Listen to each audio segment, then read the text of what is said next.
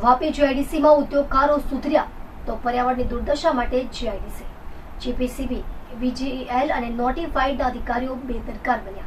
ચોમાસાના 4 ઇંચ જેટલા વરસાદમાં જ ઠેર ઠેર સીઈટીપી ચેમ્બર લીકેજથી રસ્તાઓ પાણી થઈ ગયા હતા.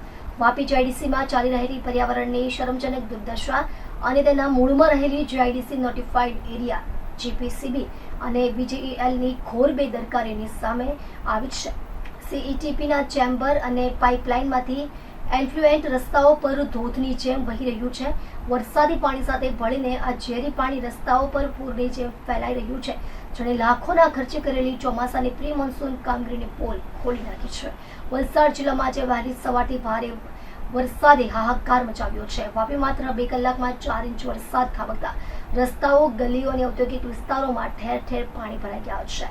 પરંતુ આ વરસાદ કરતાં પણ વધુ ગંભીર છે વાપીમાં પર્યાવરણની બરબાદી, જેના માટે આ સંસ્થાઓની નિષ્ક્રિયતા અને બેજવાબદારી સીધી જવાબદાર છે.